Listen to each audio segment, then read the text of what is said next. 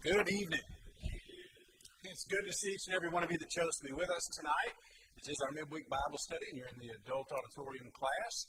We are going to continue in a series of lessons we started a few weeks ago, and I have a rather ambitious goal to finish this series of lessons. At least I'm prepared to finish. We might not finish this evening, but we'll finish up, the Lord willing, next Wednesday evening. So we'll get the PowerPoint started, and we'll pick up where we left off. We've been looking at this series of lessons where we've been dealing with this idea of Bible contradictions. If you've spoken with your friends, maybe extended family, co-workers, or just perused the internet, you've probably engaged with someone with this notion of the Bible being full of contradictions. And so we spent the first couple of weeks kind of defining what would constitute a contradiction. And do these allegations even fit into a definition of a contradiction? And so we talked about that as we looked at some principles. And then we've been looking over the last several weeks at some examples. I haven't been counting, and I didn't go back and count, but we've done probably, 15 or so, give or take. Of course, I mentioned some of these alleged contradictions in that introductory material. But we're going to look tonight, ever so quickly, just kind of rush through them rapid fire like we did last week. I think last week we looked at about 8. And I want to look, the Lord willing, tonight at about 8. And then at the end, I want to deal with something that's not a Bible contradiction, but it is something that's in the same realm of this notion of alleged contradiction. And that's the presence of what is defined by many as mythical characters or animals in the Bible. And that lends itself to a notion that you can't trust the Bible because it mentions things like dragons and unicorns. And so we'll look at that at the very end of this series and wrap it up, and we may even get there tonight. So let's look at some of these contradictions, and I want to go pretty quickly. Some of the times we'll look up the verses and spend a few minutes, other times I'll just mention them. And you say, well, Brother Joe, how'd you pick these particular ones that we looked at last week and the previous weeks and tonight? Well, I just went by some of the ones I've heard before, or people have asked me about before, or that I've seen posted in material either on the internet or in debates, or people trying to refute the authenticity and trustworthiness of the Bible. And then one tonight was actually a question that someone asked me. The whole time I've been in the series, I've offered, hey, you have an alleged contradiction you'd like to look at, let me know. We'll incorporate it into the class. And I only got one. And so we'll deal with that one tonight as time permits. Here's one that you may or may not have heard before. This question about where Peter is from. Peter and Andrew, his brother. So in Mark 1, verse 21, they're in Capernaum. And it mentions a few verses later in verse 29 that they entered the house of Peter and Andrew. And so here is an occasion where it says they had a house there. So what does that mean? Well, I guess that means they lived there. No problem there. The only problem is in John 1 in verse 44. Will somebody read that for us? Will somebody read out loud John 1 in verse 44?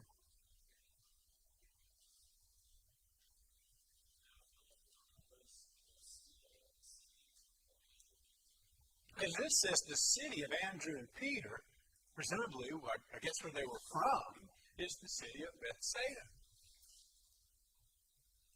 I preached not too awful long ago in the summer series in Indian Lane, at the Church of Christ there. And I preached it before, just people were asking me, so where are you coming to us from? Where are you from? I just said, Charlotte, because I knew what they meant. And then in the lesson, as I mentioned some things about my background, I said, I'm from Tennessee. Did I contradict myself? Well, no, when they asked me where I'm from, they mean where I live at right now. And when I mentioned in the lesson that I'm actually from a completely different state. That's where I was actually born and raised. And on the playgrounds where I spent most of my days. I said all this. But what is the mention here? They are from Bethsaida. But at the time they were living in Capernaum, and they had a house there. It's really that simple. And again, this is one of those, as we look at the principle, it's just time. At one time they lived here, and at another time they lived there. It's not a contradiction. Unless it says they lived in both places simultaneously, which I guess technically we could even harmonize the text with that. So that's one we might mention. Where did King Josiah, the king of Judah, where did he die? Let's look at this one quickly. If you have your Bible, go to 2 Kings with me and look at chapter 23. 2 Kings chapter 23. Where did he die? On one occasion it says he died at Megiddo. On another occasion, if we entertain that this is a contradiction and problematic, he died in Jerusalem. Well, let's read the text, and I think it's pretty obvious and simple, really. Look at chapter 23 of 2 Kings, and drop down there with me in verse 29. He's going to die in battle. 2 Kings chapter 23, drop down there with me to verse 29. In the days of Pharaoh, Necho, king of Egypt, went to the aid of the king of Assyria to the river Euphrates, and King Josiah went against him at the battle. And Pharaoh Necho killed him at Megiddo when he confronted him. Then his servants moved his body in a chariot from Megiddo and brought him to Jerusalem and buried him in his own tomb. All right, that's pretty straightforward. Megiddo is roughly 100 miles. It's a little bit more. It's 100 and some odd kilometers. You do the math. It's roughly about 100 miles. And so he is mortally wounded at Megiddo. And then as we see in this text, he then is transferred to Jerusalem where he will then be, buried. Let's just look at the other occasion in 2 Chronicles. Look at 2 Chronicles. Look at chapter 35. 2 Chronicles chapter 35, and read with me there. Verse 24 and verse 25.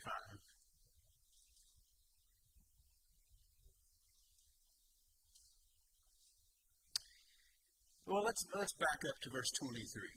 The archers shot King Josiah, and the king said to his servants, "Take me away, for I am severely wounded."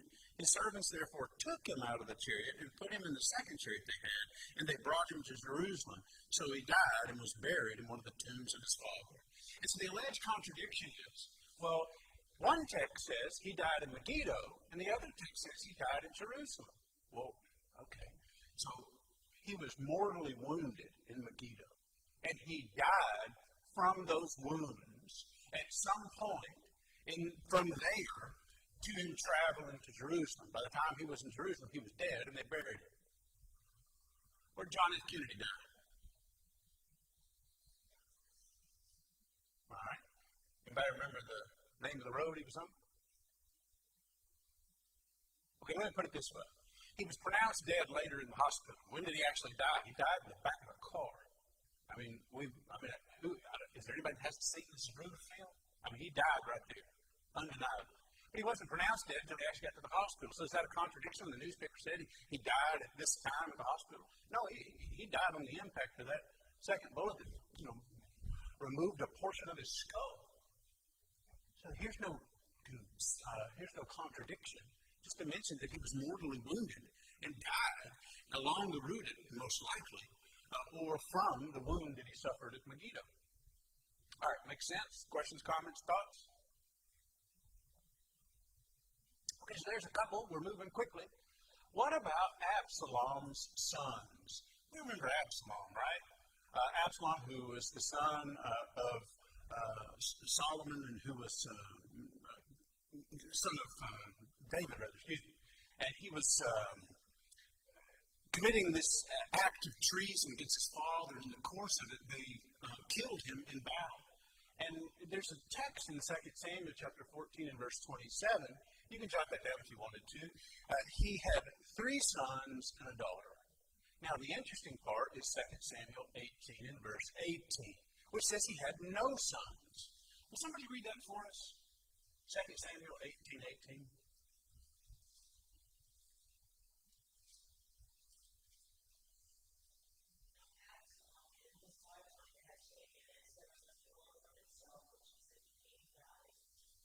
Yes, ma'am.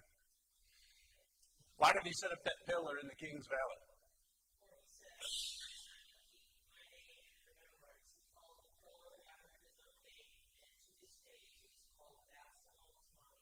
So he built a big monument, called it after his own name, because it says he has no sons.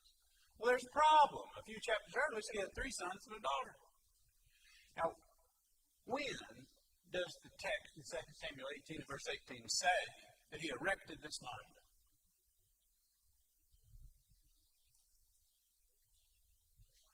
Okay, how old was it? You might know. Me neither. Okay, so we have two possible ways to harmonize this. Either, and this is probably the easiest way, at the time when he says, I have no sons, they died. Those three sons may very well have died. You say, how? Well, we're not told. There's nothing expressed in Scripture. The other is, he may have prematurely, before he had those three kids, decided he wanted to erect a monument to himself in his 20s, let's say. He erected the monument, and then later in his 30s, guess what he did?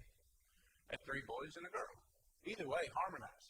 But nonetheless, why do we make imbeciles out of the people that wrote these particular books? As if, when they got to chapter 14 and they said something in chapter 18, they didn't even notice there was a contradiction. Or maybe they just didn't give the pertinent information to, at some point in his lifetime, he could have been 25 and then had kids when he was later in life. Or his kids could have died in the same battle or any number of things that aren't mentioned. But that certainly is not any type of grounds for a contradiction. All right, let's look at another one. Well, maybe I should pause. Does that make sense? Questions, comments, thoughts about that? All right, we're rocking right along. We might get to the mythical creatures in the Bible. I know everybody wants to talk about that. Angels at the tomb. You might recall we already looked at an alleged contradiction that has to do with the resurrection of Jesus, that first day of the week appearance following his resurrection, and the number of women that are mentioned. For instance, one account only mentions a couple of particular women, while another account adds Salome, for example. Well, she wasn't mentioned here. And you remember how we talked about an addition or an omission does not mean it's a contradiction. And we appreciate this just by telling someone a story or being a witness to something. I might be a witness to something and describe this, and this, and you may be a witness and describe this and this and omit that. And you may think, well, that was material. It should have been mentioned. Well, not necessarily. It depends on what you're emphasizing or what you're trying to convey. And so we looked how there was this alleged discrepancy about the number of particular women that were at the tomb. Again, no contradiction. One doesn't say Salome was there, and then this one say, no, she wasn't. That would be problematic. But to add her or to omit her from another account does not constitute a contradiction. We have another one similar to this at the same. In Matthew chapter 28, will somebody read verse 2 for us real quick?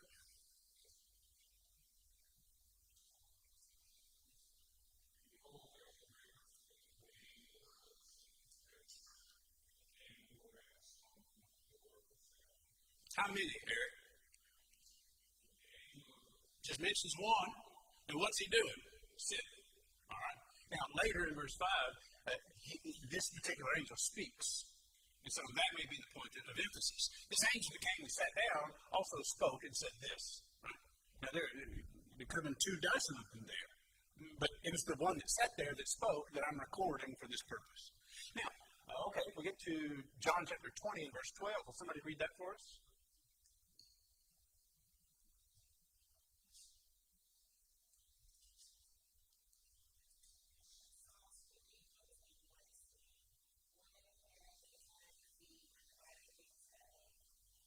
Okay, so if we think about this tomb, it would have been protected by a stone that would have rolled to its place and been sealed and guarded, right? I mean, the guards for seeing the angels, they were frozen in fear and escaped. And so the stone's been removed and put to the side, and inside would be like a little hewn-out bench.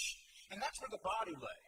And the body would have been prepared with the spices and allowed to decompose until the point where you actually preserved the bones, put them in a little box, a clay box known as an ossuary, and then it was put on the shelf in the tomb, and you would have the name inscribed on it.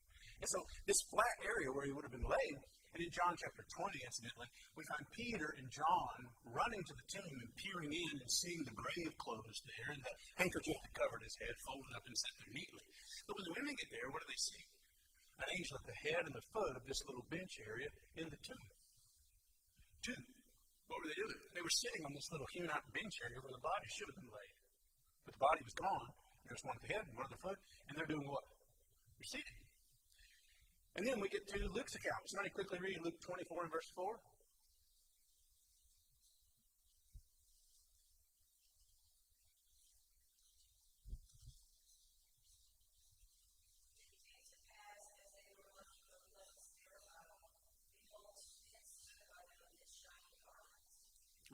So nobody denies these are angels. They're not men. They appear as men, that they're in these shining garments. They're understood to be angels. What are they doing? Sitting or standing? Why can't y'all get this straight? I mean, really, you got three different accounts. You go there and there's an angel. That's a pretty big deal. Was there one? Was there two? Are they sitting? Are they standing? Well, at what point would somebody potentially be sitting or standing? Could time change that? Could you see them sitting and then they stand up? I mean, why is that material in an eyewitness account of the particulars? And the one that spoke was the one with the emphasis given to. Do you remember how we talked about Bartimaeus? And we talked about how there was two blind individuals, although only one Bartimaeus that was named was emphasized in one of the accounts. The other accounts said there were two blind men. Well, there were two. But when he gave the account, I want to tell you about this one. I know the other one was there, but I'm telling you about this one. And again, omission or these particulars are not material to be some type of contradiction. Does that make sense? Questions, comments, thoughts about that one? I know we're going kind of quick. Next, what about the Benjamites that were slain? One of the more gruesome and peculiar stories in the Old Testament, although there are a number of them, was a particular Levite who had a concubine. And he was traveling. And as he traveled, he went to a particular area of the Benjamites. And when he got there, he took refuge in the home of an individual there. And then the whole town came together and wanted to, abuse the individual sexually, to know him carnally. And this isn't the only time when we see that. You think about Sodom and Gomorrah, a very similar episode there. But what was offered was the Levite's concubine. Y'all remember this? And they ravaged her and raped her and treated her terribly and left her at the back door. It was clinging to the doorknob, so to speak. And she died. Well, the Levite then went home, and you remember this, right? Cut her into 12 pieces. Limb from limb, we're told, and sent to each of the 12 tribes. And then they gathered together and said, what in the world's going on? How deplorable has our morality gotten among our brethren that we're doing this? And it was the Benjamites who were the culprits. And to make a long story short, they went to war with the Benjamites as a result of this. Now, in Judges chapter 20, in verse 15, it mentions how many Benjamites there were. 26,000, the text says. And then it goes on to say in verse 35 that during the course of this particular day of battle, 25,100 were slain or killed. Now, it mentions in verse 47 that 600 fled. Now, the people that allege contradiction here have problems with several things. It all really boils down to the matter. So if the text tells us there's 26,000 Benjamites who took the sword, and it tells us in verse 35 that 25,100 died and 600 fled, where are the rest of them? Well, there's a couple of things. One, this is a 3-day battle, and it's only describing what happened on the 3rd day, not what happened the 1st and 2nd day. The other is, so what if some are unaccounted for? That wasn't the point of mentioning that. But the biggest discrepancy that some find is in verse 46. It says that 25,000 died. Now, again, it's only removed by a handful of verses. Do we take the individual for an imbecile who didn't know that he had just said 25,100 and then go down here and say 25,000? Well, it's round. And this is not the only time in Scripture that this is an answer to an apparent contradiction. They're just using round numbers. I want you to use your thinking cap. That's what they used to say when I was a kid. The teacher would say, put your thinking cap on. Let's just say you're out there at battle. You have a 3-day long battle with the Benjamites and you kill 25,000 of them. Could you round up? I mean, or did you go to each dead body? You go 1, 2, 3, 4. Have you ever tried to count something? I remember when I was growing up, I wasn't growing up, I was in college, to tell the truth. I would roll quarters and put them in the little sleeve, and I'd roll dimes and nickels too. And that's how I paid for gas money and other things. It was just, I survived. But I would save up all my, change in a little bucket, and then when things got bad, I'd roll them up. You ever count? I mean, you didn't have to count very far, but I invariably would mess up, right?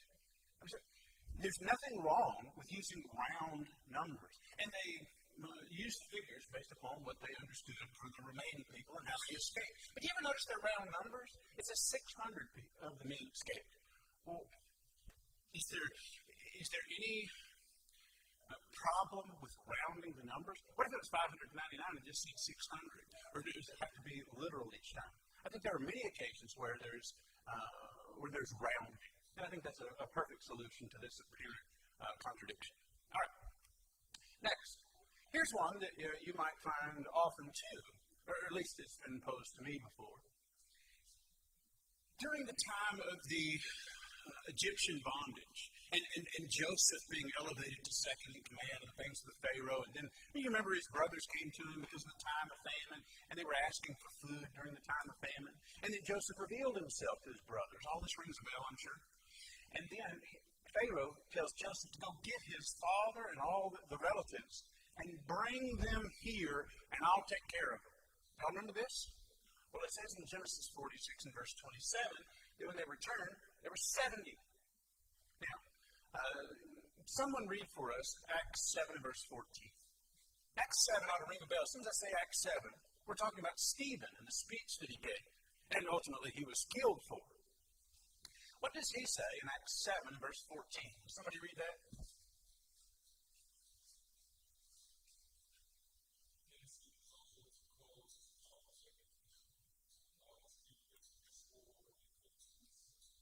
Or 75. So, wait a second, I'm confused.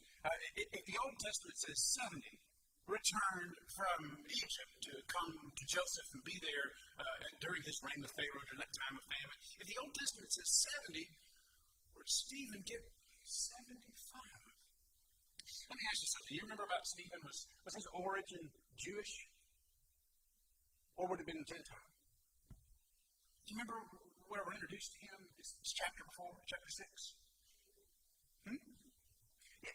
No, the Hellenistic Jews were the ones that were being neglected in the daily distribution. And so they said, pick 7 from among you. And you can see by the names that it's most likely people that, would sympathize with a group of Hellenistic individuals who were being neglected because their origin was most likely not Jewish. The only reason I mention that is because he probably would have been familiar or more familiar with the Septuagint. Now, the Septuagint is the Greek translation of the Old Testament, and it's quoted most often. Jesus would quote from the Septuagint. It was in Greek, not what we know as the Masoretic text or the text that's in Hebrew. So he could go back and read a language he was much more familiar with in Greek and go back and read the Old Testament. He said, well, why do you mention that? Well, Genesis 46 and verse 27, in the Septuagint, in the Greek translation of the Old Testament, it mentions 75. Not 70, but 75. You say, okay, well, where do we get the other individuals?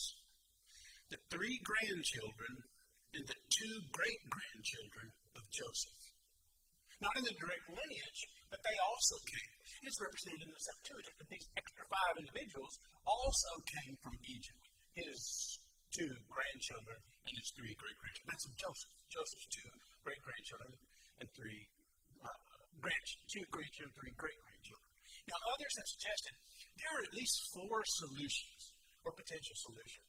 And you can go read it. I mean, you can read on the internet. You can find your good commentary on either Acts 7 or Genesis, and you can read about it. But some suggest it's the women that were not numbered and give solutions for these particular wives. Either way, I think the most easy harmonizing are these grandchildren and great-grandchildren of Joseph that also came. And the Septuagint represents that in this same verse. And it was understood. People knew that. And that's where Stephen likely got the information.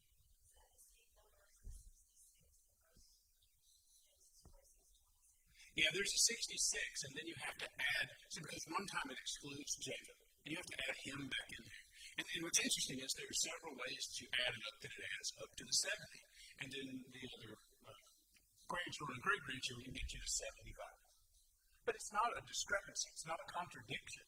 It's a list that on times did not include particular individuals, and then other times included additional individuals.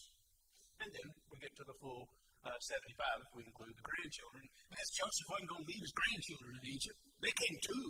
They're just not represented in the list in Genesis.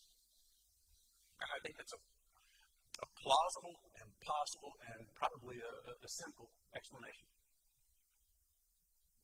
Lots of questions about that. All right, we're moving pretty quickly. We just got a couple of more, and then we get to talk about all these mythical creatures. Everybody wants to know, why does the Bible mention unicorns? Items in the ark, and I don't mean, we've already looked at a potential discrepancy of the animals in the ark. Was it 2 of every kind, or was it 7 clean animals and 2 of every kind? We already looked at that. But no, I mean the items in the Ark of the Covenant. The tablets that have the 10 Commandments are in the Ark of the Covenant. Now, we all know what the Ark of the Covenant is. It's the part that was the most holy behind the curtain. It had the rods that you carried on. It had golden cherub on the top, and we know its dimensions and all the particulars that we've looked at before. What was inside of it, though? Well, the tablets. The tablets of the 10 Commandments. Now, you can find several references for that. I've included a couple, but the most important one for our discussion might be 1 Kings 8 and verse 9. Will somebody read that for us? What's in the Ark of the Covenant? It's tablets, the tablets of the 10 Commandments. They're inside the Ark of the Covenant. There's a lid on top. On top of the lid are those 2 cherubs that their wings touch. All right, somebody read 1 Kings 8 9.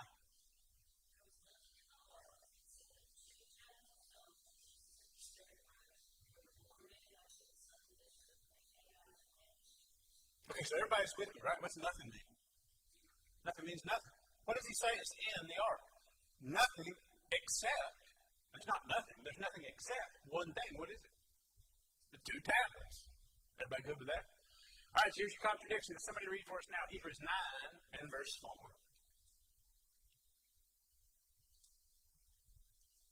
Hebrews 9 and verse 4.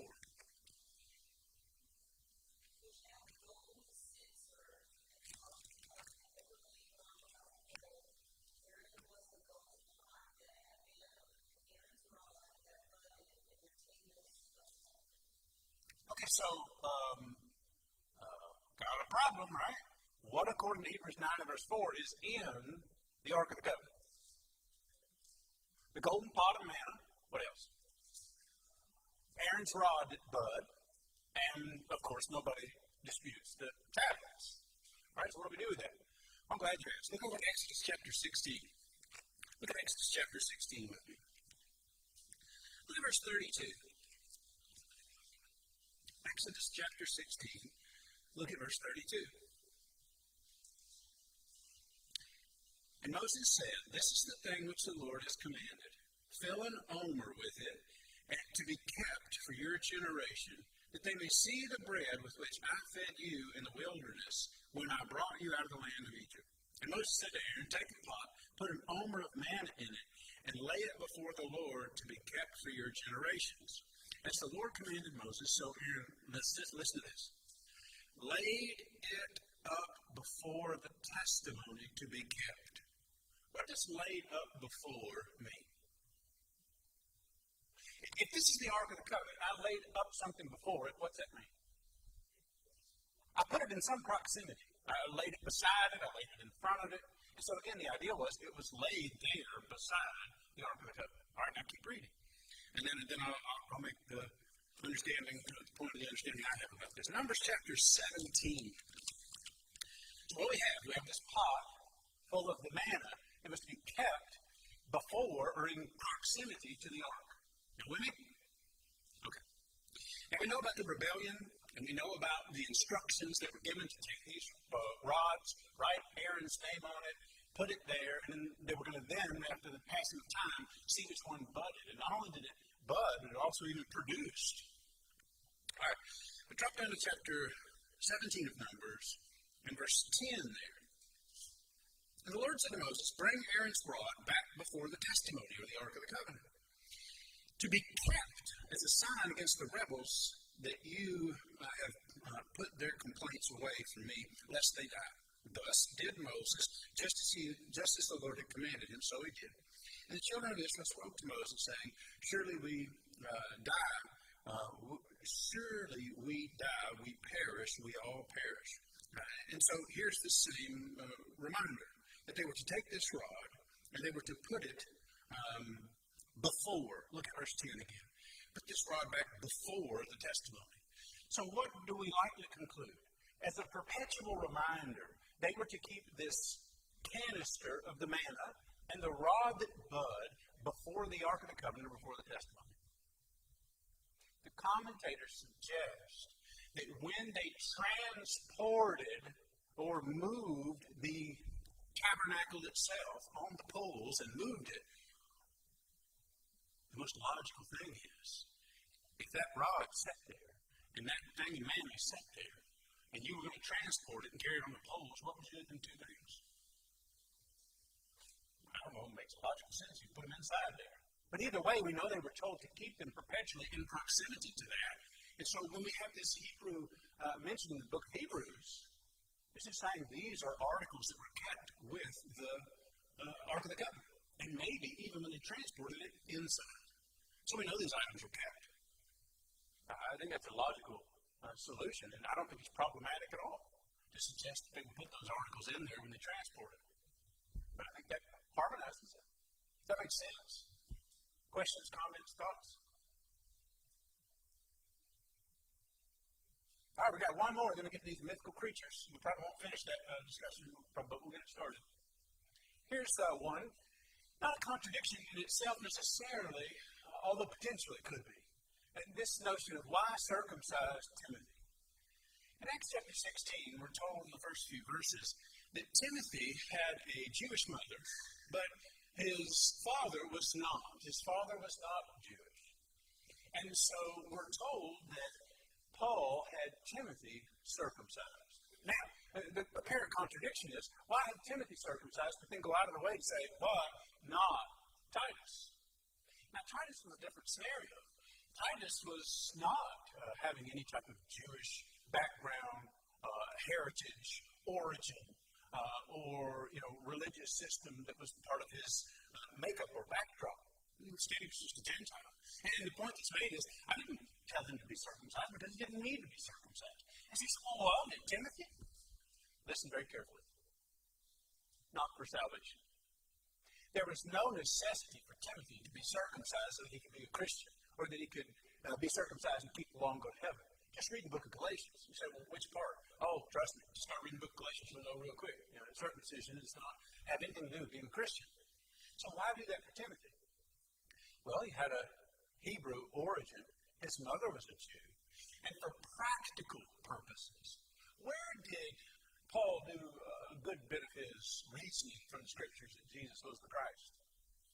In synagogues, or during other times when people would be gathered at the temple. And so he could take Timothy with him. It was more practical. It had nothing to do with his soul's salvation.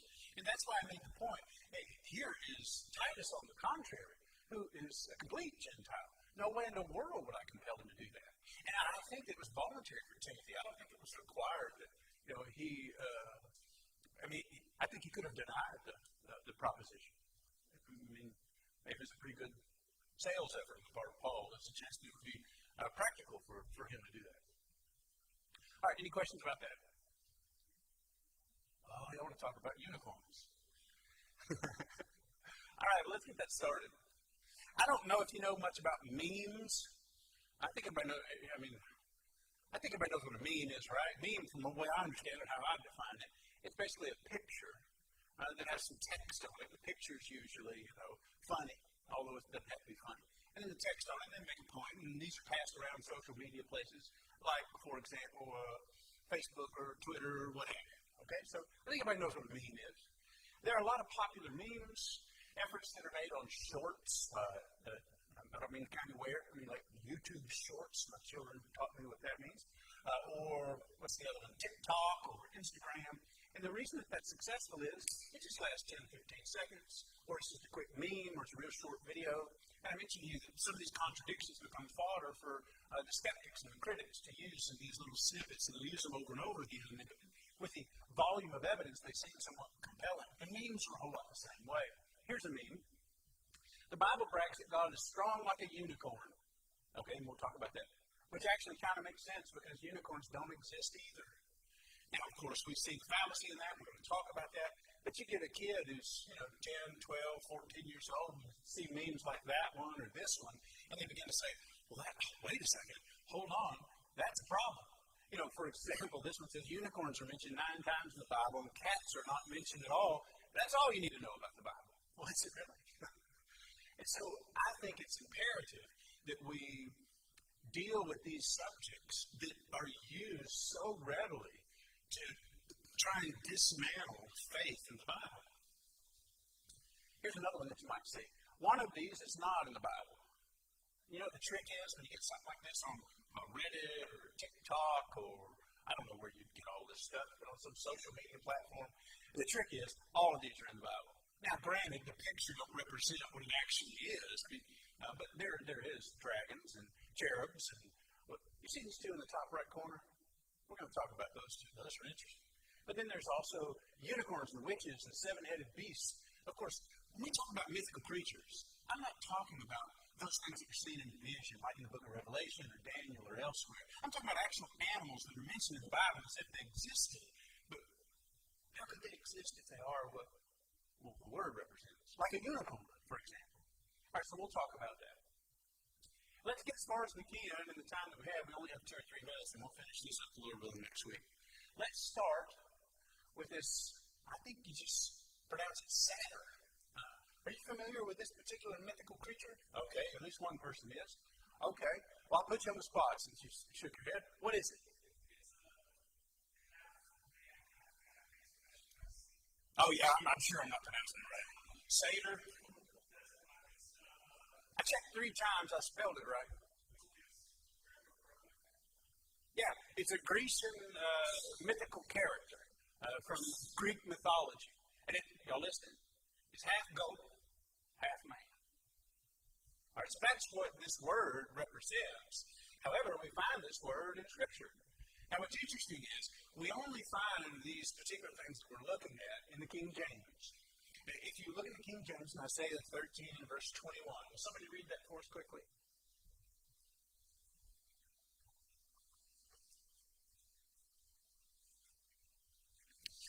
In Isaiah 13, this is a woe against Babylon. It's describing how the land will be desolate and, the various things will transpire after God pronounces a woe against Babylon.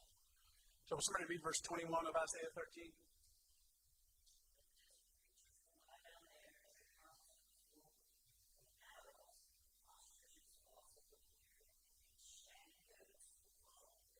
Okay. Shaggy goats. The literal word means a he-goat in the original. It means a he-goat, or it refers to a hairy goat, or something that's hairy and a goat, kind of those words together. It's also associated on a number of occasions with demonic idol worship. When they would worship demons, sometimes they would use this word to represent the demon, and that's why some people see the devil in imagery as a goat. Y'all with me? And so this is the word for a he-goat, or a hairy goat. And that's why we see this rendering in New American Standard, right? But if you look at the King James, it uses this mythical creature by name. Does that make sense? And so people will say, see there? You're following the Bible. It's got a mythical creature, half goat, half man. What kind of fairy tale stuff is that? Well, in the original, it just meant a he-goat or a hairy goat. Here's one. Now, I don't know if I'm pronouncing this one right either. A cockatrice. You heard of that one too? We've got a Greek mythology expert over here. Somebody else heard of it. I'll give you a clue. It is a combination of 2 animals. The first one you ought to be able to guess if you're a South Carolina fan. Rooster. Thank you. All right. And the other one is a snake. All right, so listen. This particular animal, by this name, in Greek mythology, is a mythical creature. Listen, it's half rooster, half snake, and it has the attribute or quality or ability to turn you into stone with its glance. Y'all with me? And so this particular word is used in the King James. Does anyone have King James? We'll read Isaiah 11, verse 8 for us. All right, go ahead.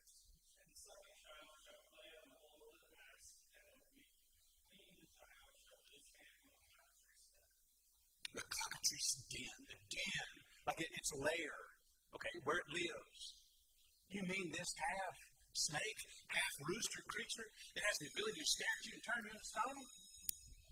No, the underlying word is the word that's elsewhere, or more commonly rendered an adder or a poisonous viper. It's a snake, people. It's just a snake. It's not a half snake, half chicken creature that can stare at you and turn you to stone like Medusa. Y'all with me? But when you see these memes out there, the meme says, see there? Look at these mythical creatures in the Bible. Half lizard, half snake, half this, a half goat, half man. No. All right, our second bell. I know that you're really curious about unicorns. They are mentioned 9 times in the Bible in the King James. I will give you an explanation as to what that is, and it's a very simple explanation. I'll go ahead and spoil it. It's a one-horned creature. It is. And I'll leave you with that. All right. We'll pick up here, Lord willing, next week and start a new series of lessons. Appreciate your attention.